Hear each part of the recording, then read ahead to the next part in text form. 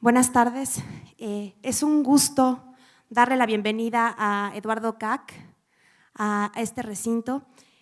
Eduardo ha estado trabajando temas como los que hoy nos reúnen en esta sala desde los años 80. Tiene una amplísima trayectoria tanto en literatura electrónica y temas de literatura digital, como en muchas otras exploraciones, como son propiamente la holopoesía y todas las propuestas de bioarte que se les puedan ocurrir y que están más allá a veces de nuestra imaginación. Creo que Eduardo es un excelente invitado para estas mesas en conjunto con todos los demás que hemos tenido, precisamente porque su trabajo es un ejemplo de estas muchas posibilidades de las plataformas de la imaginación. La imagen que ha tenido este proyecto, que ustedes pueden ver en este pendón, es un holopoema de Eduardo Kac que se llama Omen y que venimos justamente de terminar el montaje para que lo puedan ver en el Museo Universum. Es una experiencia verdaderamente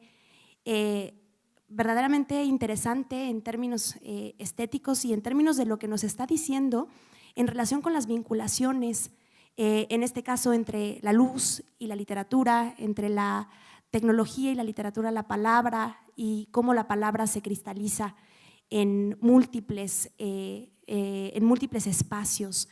Creo que Eduardo Kac ya ha tenido una amplísima trayectoria en todos estos campos de las literaturas extendidas en general, y hoy nos va a compartir parte de este trabajo que ha estado realizando desde, como les digo, desde los años 80. También vamos a poder tener una de sus piezas en la exposición de Universum, de sus piezas de poesía digital.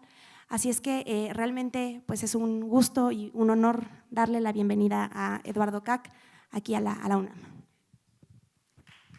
Muchísimas gracias a María Andrea y a todo el equipo de organización de la conferencia. Bueno, tienen ahí por detrás mi sitio web. Voy a emplearlo un poquito para mapear un poco estos años, esas décadas de trabajo con la poesía digital a partir de 82, con la poesía holográfica o holopoesía a partir de 83, trabajando en red con el sistema Minitel francés a partir de 85 y desarrollando otras formas de poesía más recientemente, espero poder hablar de ellas también. Entonces, cuando miren el sitio online, van a ver, por ejemplo, este link, Media Poetry and Language Art. Bueno, hay mucha información también en otros idiomas, como ven aquí, pero hay mucho más en inglés. Y aquí tienen un listado de obras de la poesía holográfica. Eso no está en línea por eso, pero de la poesía holográfica, de la poesía digital, de la poesía biológica y otros desarrollos, incluso antologías, libros. Sí, porque desarrollo la poesía digital holográfica, pero sigo también publicando libros. Incluso que se llama Media Poetry. Bueno, es una antología que publiqué por la primera vez en 96. Fue el primer libro sobre este tema de la poesía mediática, de la poesía tecnológica, como la comprendemos hoy. Se publicó en 96 y la segunda edición, que es la más accesible, que salió en 2007, se llama Media Poetry, que tiene todo el contenido de la primera e incluso mucho más. Bueno, entonces aquí tenemos una idea más o menos de los caminos que seguí. Pero para empezar quería decir que mi primero poema digital lo creé en 82. Y 82, bueno, el mundo era muy distinto, claro. Y hablar de digital en 82 era un poco raro.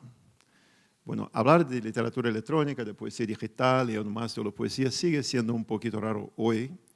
En 82 era rarísimo. Y claro, tanto la gente de artes plásticas como la gente de literatura rechazaban. Y entonces fue muy difícil en este primer momento intentar encontrar un público, encontrar un sitio donde se podría mostrar este trabajo, porque la literatura electrónica, la poesía holográfica, todas estas formas como desafían la lógica de la galaxia de Gutenberg no se puede reproducir en un espacio de periódico porque no son creadas para papel. Entonces desafían toda la lógica del sistema literario, toda la lógica económica de producción, de circulación del poema. Y entonces hay que encontrar otras maneras de publicar, es decir, dar al público acceso a la obra, porque publicar finalmente es esto, ¿no? Es dar acceso al público, publicar.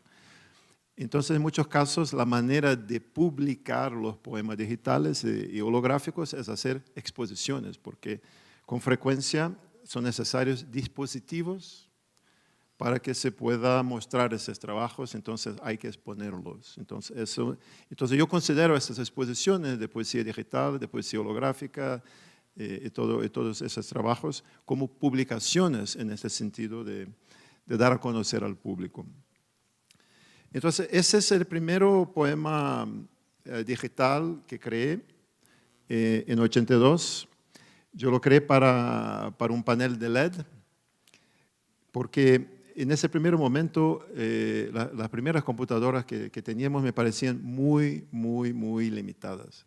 No solamente tenían muy pocas líneas, pero parecían por demasiado, para mi gusto, con la página impresa tradicional.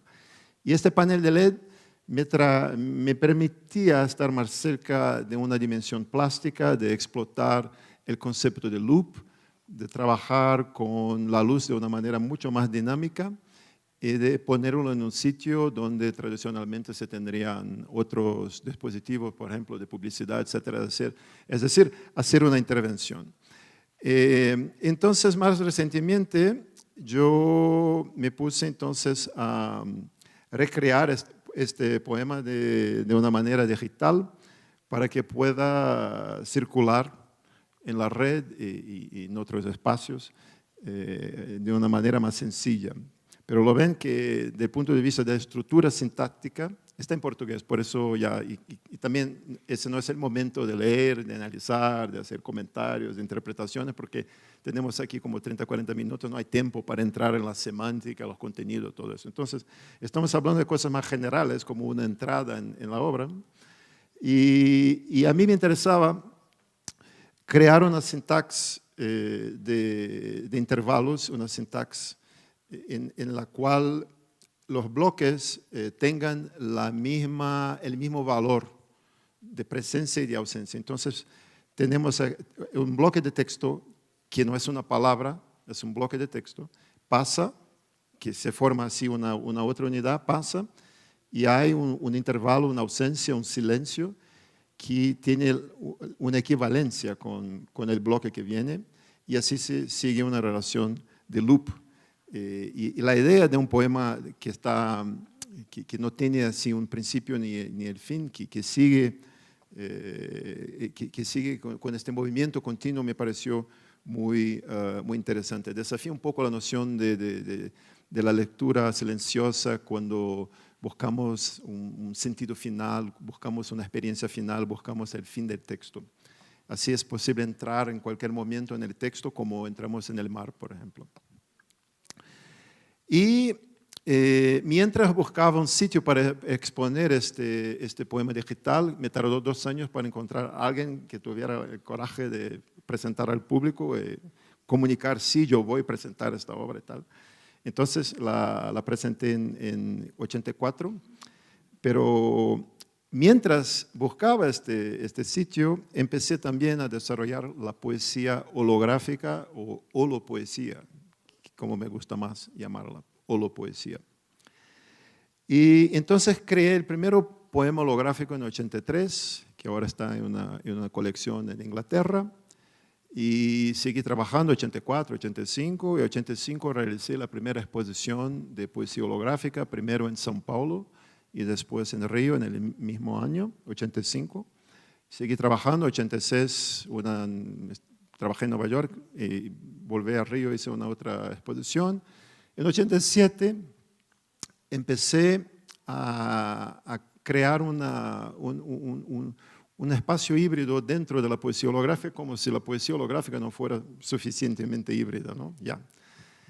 Entonces, a mí me interesaba deshacer lo que heredamos de las vanguardias clásicas, es decir, heredamos de un lado la noción de Gestalt, de una sintaxis visual que te ofrece una aprehensión total de la página simultáneamente.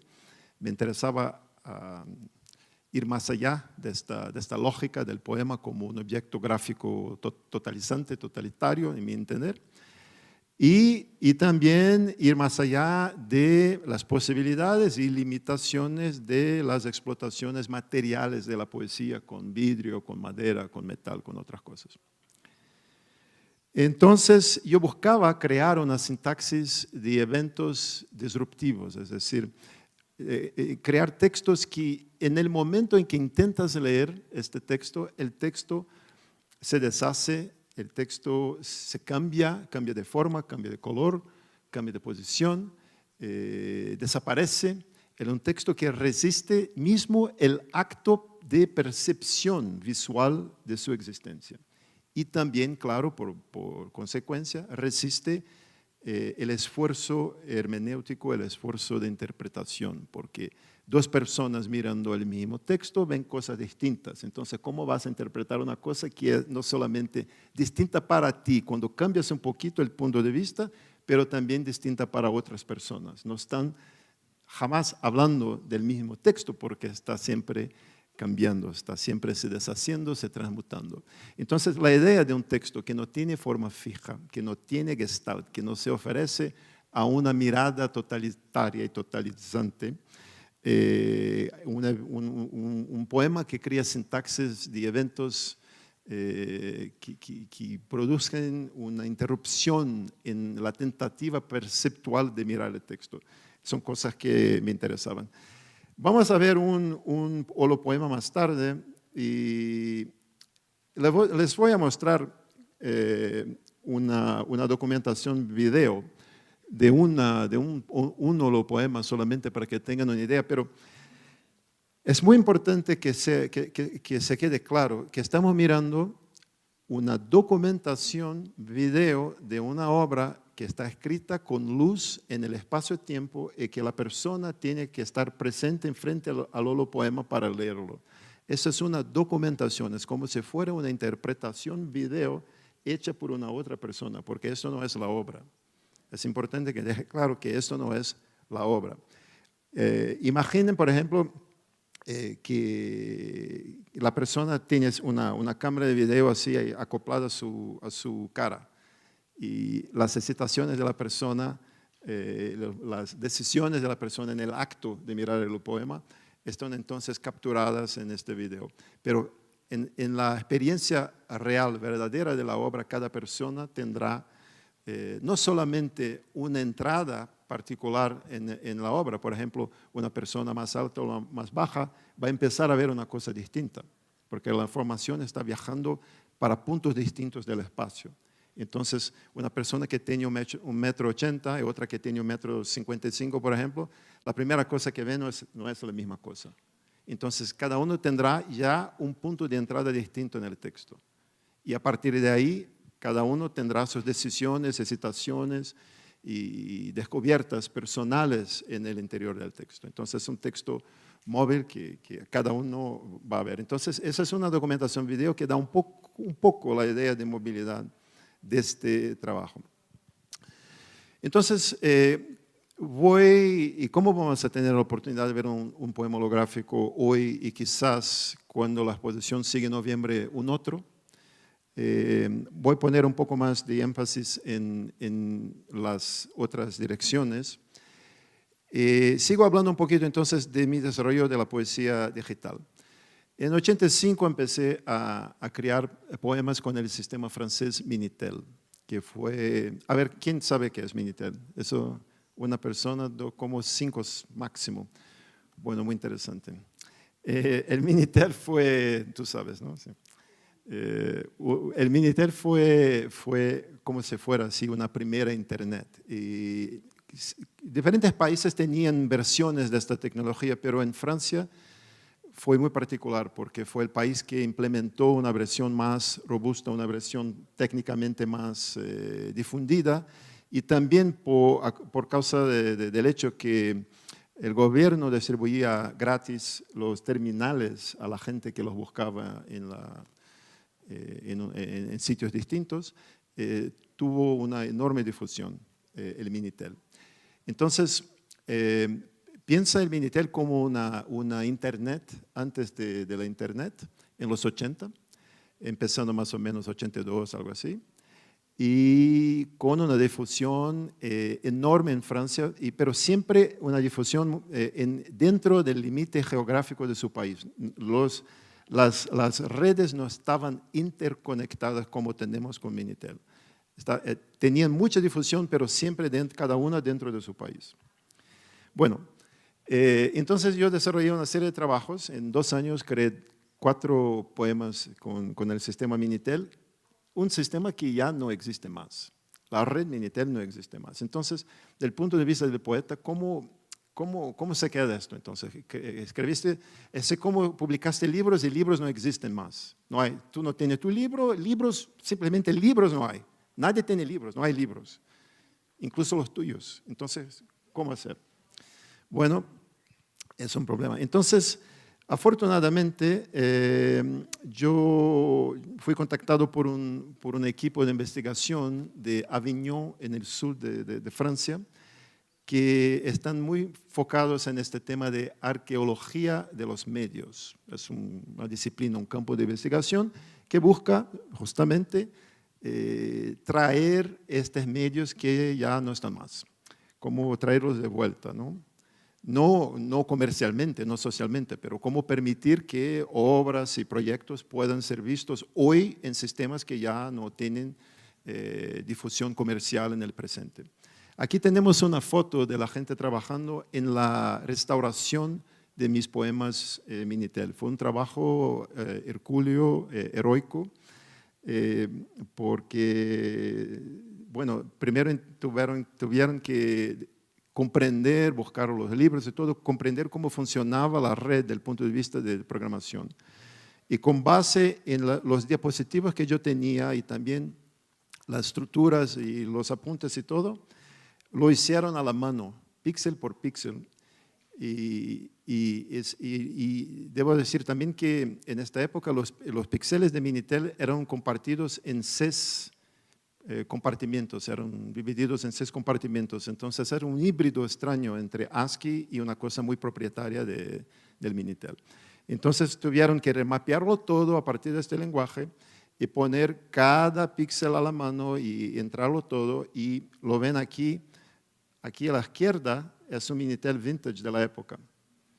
Y con la salida entonces lograron hacerlo. Voy a mostrarle el resultado de este trabajo de media arqueología y la recuperación que hicieron de los 4 poemas digitales que creé, 85, entre 85 y 86, 86 y el último también 86.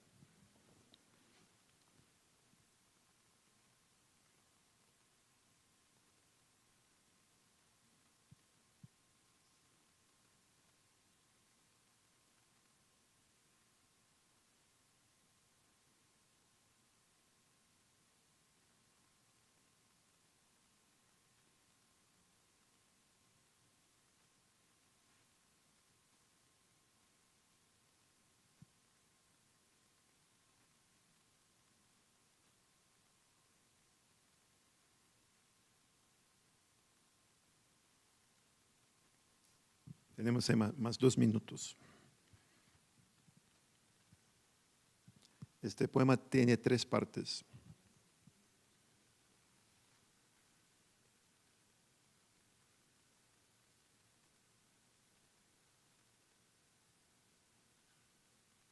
Está todo en portugués.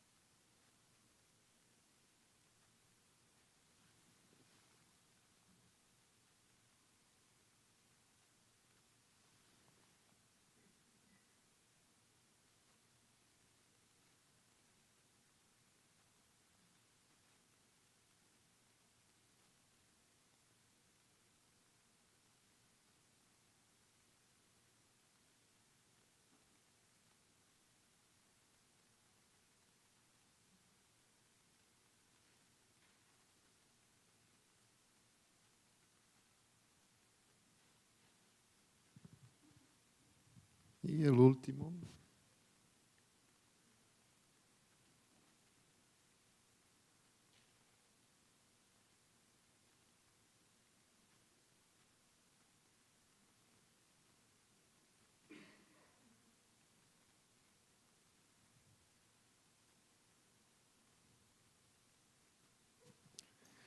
Bueno, entrar en el tema del universo semántico de esos trabajos tardaría mucho, no tenemos tiempo ahora, pero vamos a avanzar un poco. De los 80, claro, hay todo un trabajo, una vida, entonces vamos a avanzar.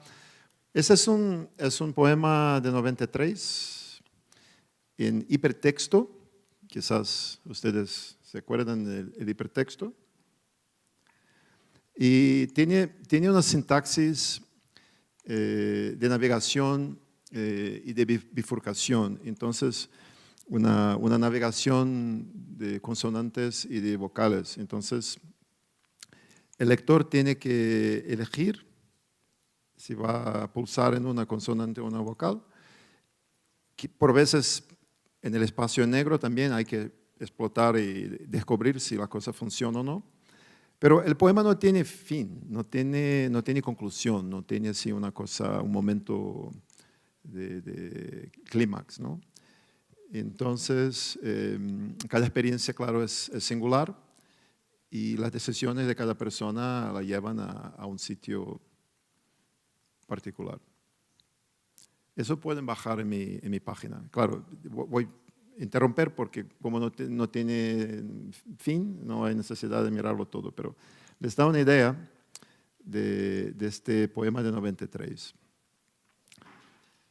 Aquí, con intenté trabajar con una otra idea, que fue el hecho de que nosotros que hablamos más de un idioma y que lo hacemos con una cierta frecuencia, sabemos que el impacto que hablar este idioma, otro, tiene en el pensamiento, en la manera de estar en el mundo, en lo que es posible, las conexiones que hacemos con otras personas y todo, ¿no?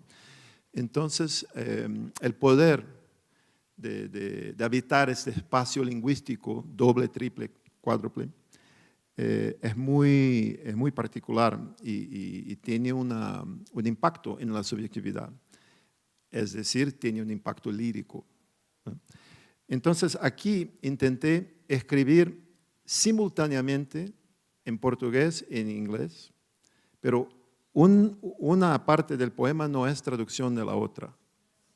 Las dos son complementarias, es decir, si comprendes el portugués, si comprendes el inglés, tienes que prestar atención en las dos cosas al mismo tiempo, lo que es casi imposible, porque una es el sonido y el otro es visual. Entonces, el poema crea más un espacio de desestabilización lingüístico que propiamente un espacio de complementación semántica. A ver. De perto, nada é tão certo. Dentro, tudo é escuro. Desperto, mas insensato. Indefeso, feito incerto. Resguardo do que é tão caro. Descubro aquilo que espero, ao longe, onde o céu é tão claro, claro, como se nada fosse o alvo abismo aberto. Es un poema de 95.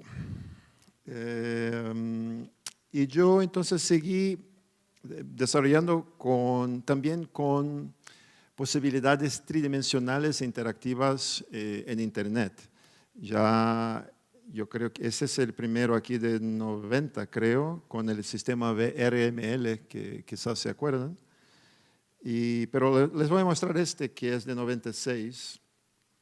Pero debo decir que como es una obra interactiva y los voy a mostrar un video, es importante decir que es un video documental. Es decir, no estamos mirando la obra, no estamos teniendo la experiencia de la obra, estamos teniendo la experiencia de la documentación de alguien que tuvo la experiencia de la obra, ¿no? Entonces, como si estuvieran mirando por detrás de la espalda de alguien que está teniendo la experiencia. Es una persona leyendo el poema y aquí tenemos un registro de ese acto de lectura de una otra persona.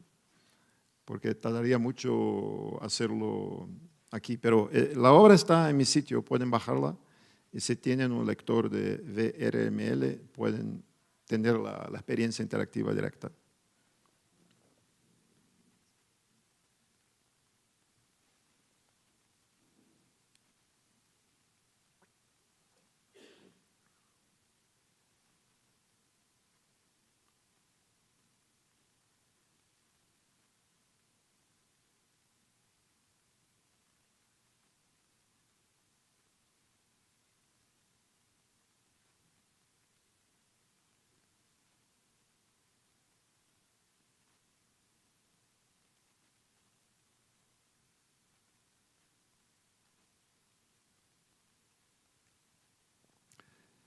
Y el vacío absoluto. Bueno, el último poema digital que creé fue en 98. Fue un poema que no estaba en red. El poema era el mismo, una red. Es una diferencia. Es decir, el poema era el servidor conectado a la red y cada persona tendría que escoger una de las palabras que componían el poema y entrar en este espacio teniendo esta palabra que eligiera como su avatar. Es decir, es un poema que cambia todo el tiempo de acuerdo con las escojas que una persona hace cuando decide tener la experiencia de lectura del poema y también es una función de la cantidad de lectores simultáneos que hay en este momento en el interior del poema. Entonces, una vez más, tenemos aquí un registro en video de una sesión de lectura, de un acto de lectura, con todas las palabras que componen el poema, pero normalmente el poema tendría quizás una palabra, 2, 5 por 10 minutos, pero 12 por más 3 minutos y después una porque se fueron todos. Es decir, el contenido del poema cambiaría todo el tiempo. Entonces, este es un poema que crea una sintaxis de aproximación y de distanciamiento. Es decir, cuando tenemos, por ejemplo, la palabra blood, sangre, y la palabra, por ejemplo, radial o oblivion, ¿no? Esquecimiento. Si la palabra blood va en la dirección de la palabra esquecimiento, olvido, por ejemplo, ¿no? Eso produce un efecto semántico. Si la palabra olvido se distancia de la palabra radial o la cruza, eso produce un otro efecto semántico. Entonces, es una sintaxis de aproximación y distanciamiento, y que es, por tanto, consecuencia de la curiosidad del lector en el acto de lectura. Entonces, yo veo un puntito ahí y quiero saber lo que es. Ah, es la palabra año. Entonces, yo soy, ¿qué tenemos aquí? Kayak. Yo soy kayak y voy en dirección a la palabra año. Eso produce un efecto semántico. Y por acaso me viro, estoy aquí y cuando me viro está sangre por detrás de mí. Eso produce un otro efecto semántico. Entonces, las decisiones, el acto de lectura, la curiosidad, el movimiento, la búsqueda de cada uno, produce entonces esta sintaxis de distanciamiento y aproximación.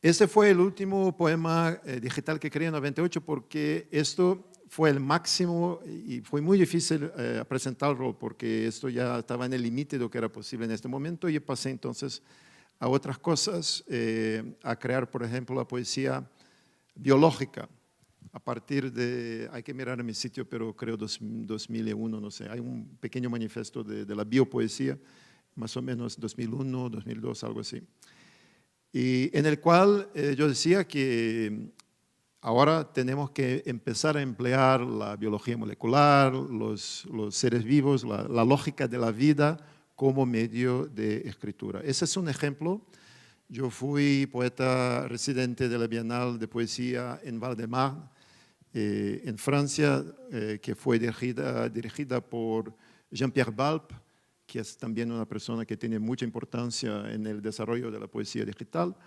Y me invitó a presentar este poema biológico. Ahí lo ven en proceso de crecimiento y los muestro entonces una foto de la obra como las puse en el contexto de la Bienal.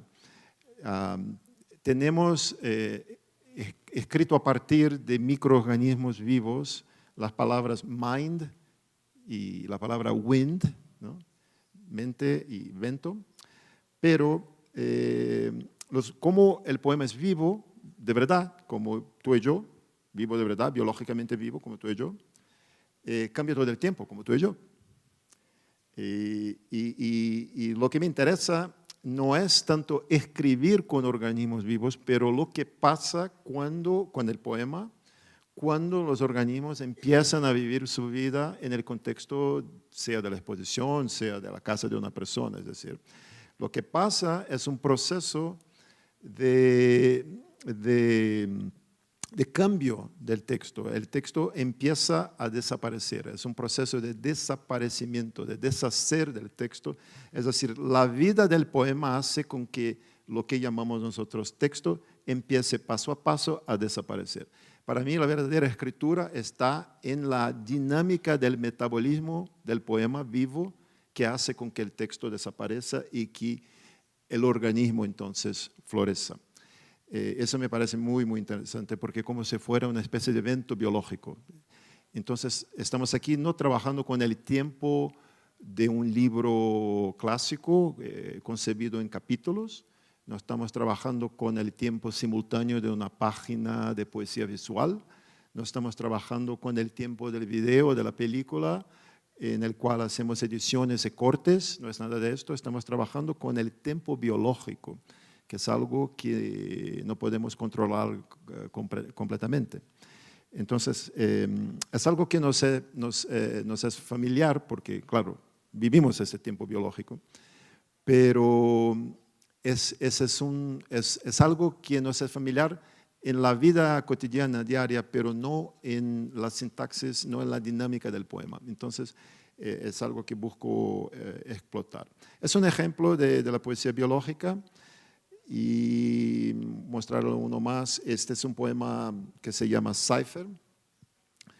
Es un kit transgénico y el poema viene con el contenido en ADN, de manera que yo invito al lector a literalmente dar vida al poema siguiendo el protocolo de transformación bacteriológico que hace parte del poema.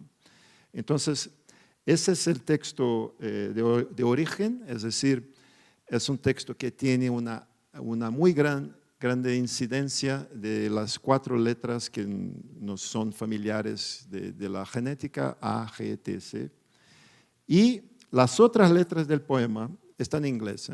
Las otras letras del poema, que no son las 4, están recodificadas a partir de este código. Y aquí abajo tenemos la secuencia genética final que yo sinteticé y que hace entonces parte de la estructura física del poema.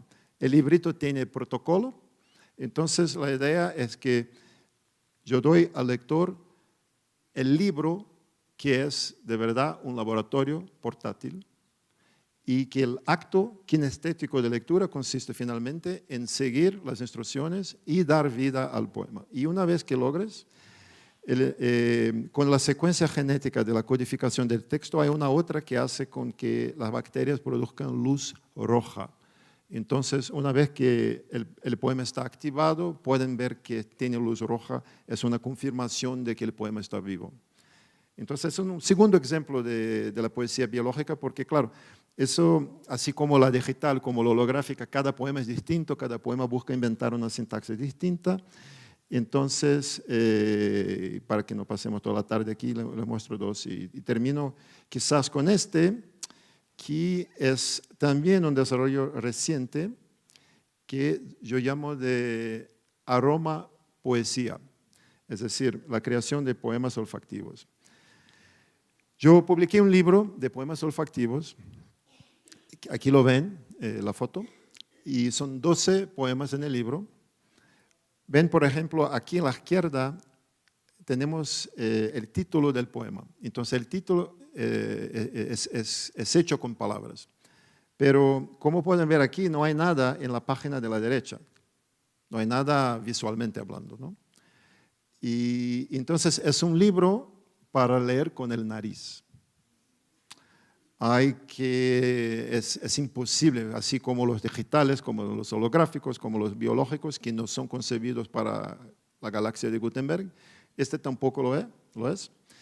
Y entonces, bueno, abrimos el libro como se abre un libro normal, miramos el texto en la izquierda y con el nariz leemos el poema en la derecha.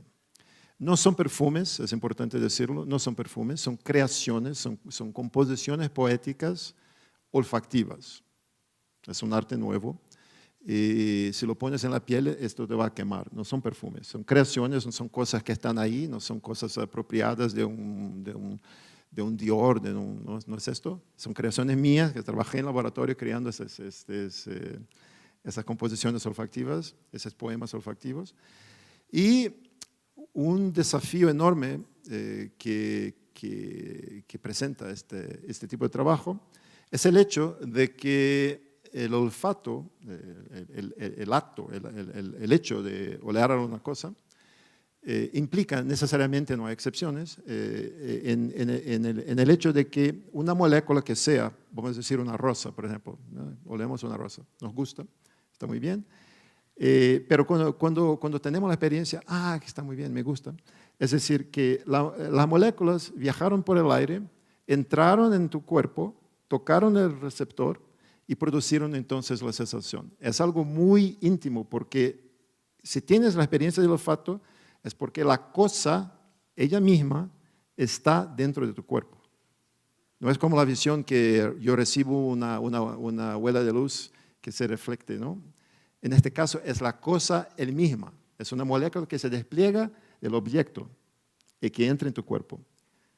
Cuando nos gusta está bien, pero cuando no, ya es distinto. Bueno, entonces es decir que la molécula se despliega en el aire, se vuela, ¿no? Y entonces, ¿cómo imprimir? ¿Cómo hacer un libro? ¿Cómo imprimir este poema olfativo? ¿Cómo hacer que esté en la página y en el aire al mismo tiempo? Claro, al mismo tiempo no puede estar. Pero lo que puedo hacer es retrasar mucho su partida y hacer con que una buena parte se quede en la superficie y que tarde más a partir de la página. Para esto empleé una nanotecnología hecha a la mano por cientistas en el Colegio de Francia, que es una institución de investigación la más importante de Francia. Mezclaron esta nanotecnología especialmente para esta obra, para que yo pudiera imprimir, entre comillas, imprimir estos poemas olfactivos.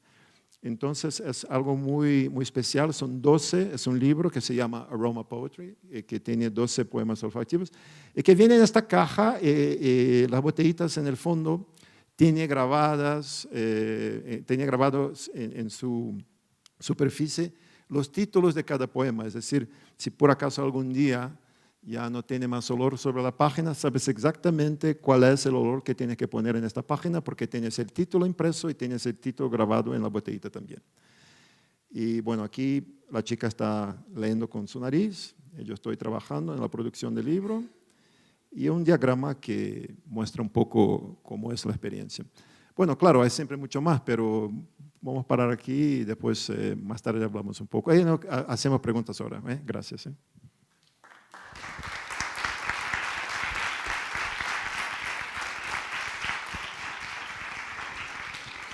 Muchísimas gracias, Eduardo. Estamos verdaderamente maravillados, impresionados, asumo que todos nosotros. Tendremos un par de preguntas del público. Hay una acá y una de Rodolfo. Vamos a comenzar. Gracias. Oye, entonces los chicos que quieren ser poetas y que van a entrar a estudiar literatura a la UNAM, simultáneamente tienen que ser programadores, simultáneamente tienen que saber cómo asociarse con químicos, con genetistas, con todos esos científicos que van paralelos, porque siempre la poesía ha tenido el poeta ha tenido la libertad de poder crear solo, de enfrentarse a la página en blanco. Ahorita es un paradigma totalmente diferente. Entonces, ¿cuáles son las herramientas que tienen que tener los jóvenes que van a empezar a incursionar en este mundo? Yo no sé si eso es verdad, porque la creación, si el poeta trabajara de verdad solamente en su espacio individual, privado, nosotros no conoceríamos esos poemas. Entonces, la verdad es que el poeta trabaja siempre con el editor, la industria, los camiones que traen el papel, el petróleo que produce, que impulsiona los camiones, la química que produce la tinta, los designers, el sistema económico. El poeta está completamente involucrado con un grupo enorme de profesionales de capacidades distintas siempre, si no, no conoceríamos su obra. Yo entonces no sé si es tan distinto así. Y claro, cada uno desarrolla su trabajo de manera distinta, entonces cada poeta tendrá que inventar su propio camino, ¿no? Finalmente lo que trae el poeta es esto, ¿no? Su aporte, su visión. Quizás tendrán otras ideas, más allá de lo que presenté. Eduardo, una pregunta que está relacionada precisamente con la anterior, es una pregunta complicada, pero que seguramente contigo está muy clara. ¿Cómo ha cambiado a lo largo del tiempo en tu trayectoria que nos acabas de mostrar la idea de poesía? Porque ha ido cambiando, es evidente, en lo que, y ¿por qué razones? O sea, ¿cuáles son las razones que has visto dentro de ti para ir cambiando de esta manera la idea de poesía? Porque hay un cambio en la idea de poesía hacia otras áreas, en fin. Bueno, si estuvieras en mi casa, te reías porque es una ironía para alguien que es tan bibliófilo y que no tiene espacio para nada por causa de los libros, que se dice casi destruir la casa por causa del peso de los libros. Finalmente ser alguien que crea poesía que va más allá de los libros, ¿no? Es un poco gracioso, un poco irónico. Pero no sé, cada uno tiene su búsqueda, ¿no? Yo veo que hay una línea cultural que pasa, que viene de principio de la historia de la poesía visual. Claro, se puede decir que la poesía visual coincide con la creación de los alfabetos y todo tal, pero de verdad los primeros poemas escritos así con una visualidad que tenemos son de Simias, de Rhodes, que vivió más o menos 300 años antes de la era común. Y entonces, así, la historia de la poesía visual tiene más o menos 2300 años. Y en este periodo, claro, él escribía en una superficie que tenía acceso en su época y después con otros desarrollos, otros poetas visuales en la Edad Media y en el Barroco, etc. Y los cambios tecnológicos que tuvimos en el principio del siglo XX con el futurismo y todo tal. Pero todo esto tiene en común el hecho de que se tiene una concepción de la poesía como algo que se va o cantar o que se va a ver en una superficie. Bueno, es una convención que se acepta y que no se cuestiona y que tiene que ver con la condición material de un periodo de la historia. Cambian las sensibilidades, cambian las condiciones materiales, cambian los deseos, se puede cambiar esas convenciones también, crear otras. Y para mí el gran cambio que yo veía en el principio de los 80 era el hecho de que dos cosas distintas, en este momento distintas, la computadora personal y la red, que eran cosas distintas, serían la misma cosa, estarían juntas, no habría distinción entre las dos. Y que esto cambiaría todo. Y yo tenía la convicción que no solamente había una poesía había la necesidad de se escribir una poesía en este nuevo contexto cultural, pero yo quería participar en el proceso de crearla, ¿no? Y entonces eso es una motivación. Es un cambio paradigmático monumental que conocemos hoy muy bien, pero que estaba iniciando en este periodo. Esa es una cosa más general, pero la cosa más personal es que yo siempre busqué como lo ves en todos esos ejemplos, yo busco crear una poesía que resista la tentativa no solamente de interpretación, pero también del acto perceptual de lectura, que sea fluida, que cambie, por ejemplo, salimos a la calle y pasa un pájaro que nos distrae. Estamos hablando con un amigo, pasa algo. O hay un viento que hace con que el árbol se mueva.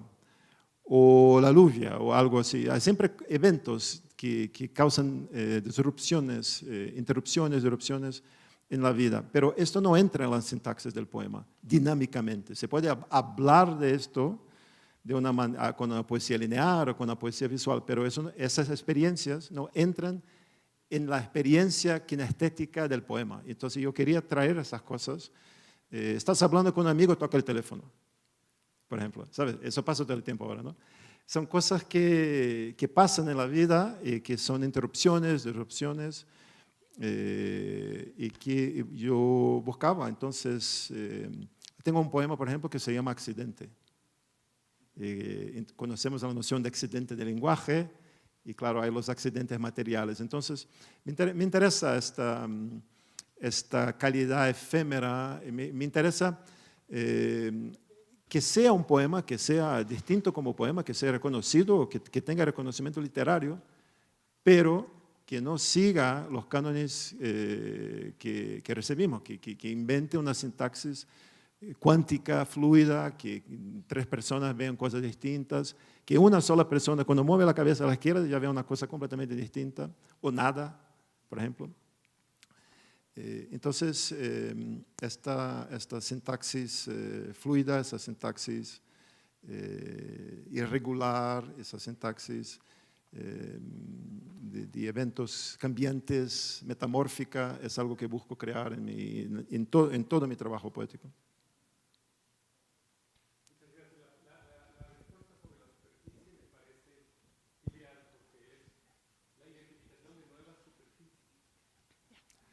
Bueno, cuando las moléculas viajan por el aire no es una superficie, es tu cuerpo y es una molécula. Tu cuerpo, la piel fuera sí, pero la molécula penetra tu nariz, entra, hace contacto con tu receptor y produce una reacción electroquímica. Es otra dinámica. ¿Y cómo vas a ver el poema holográfico? Cada poema holográfico es distinto, pero esto que voy a mostrar hoy explota relaciones espaciotemporales de una manera muy particular, que vas a ver. Hay letras digitales que flotan en una nube de humo fuera del espacio del holograma, pero que cambian con un movimiento que no corresponde a la manera como esperas que se comporte un objeto. Son cosas sutiles que el público quizá no va a ver. Pero todo esto comunica una emoción, comunica una carga intelectual y emotiva que es particular de cada obra. Entonces no está en la superficie tampoco, está entre el holograma y tú, en el aire, en foco en el aire, que tampoco tenemos el hábito de ver algo en foco en el aire. Son cosas, cada obra tiene su lógica, su sintaxis. Agradecemos que Eduardo haya ya anunciado lo que también les hemos dicho ya, que esta tarde a las 5 en Universum van a poder ver el holopoema Omen en uno de los segmentos de la exhibición. Vamos con la última pregunta, Tito.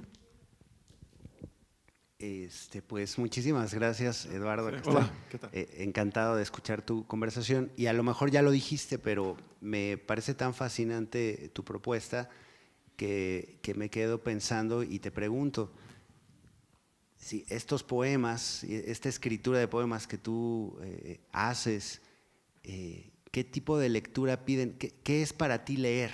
Pues, hablando de esta poesía, ¿Qué es para ti leer? Bueno, cada serie y cada poema de una cierta manera produce las condiciones de lectura de su obra, de su momento, de su contexto. Entonces no creo que sería el caso de ofrecer una respuesta global, pero reconocer que en el trabajo de creación de esas nuevas poéticas, cada serie, cada poema produce su propio contexto de experiencia. Y el lector, en vez de venir entonces con una expectativa preformada de que estas obras van a corresponder de una manera u otra a lo que ya comprende por lectura, idealmente se debe estar abierto a descubrir lo que es leer en este caso, en este otro caso. Entonces, no es tanto tener una visión global totalizante de lo que sea lectura en el siglo XXI, pero reconocer, al contrario, que el concepto de lectura es diverso, está multiplicado y que tiene mucho que ver con cada aporte, con cada obra, con cada contexto. Muchísimas gracias, Eduardo. Nos vemos a las 5.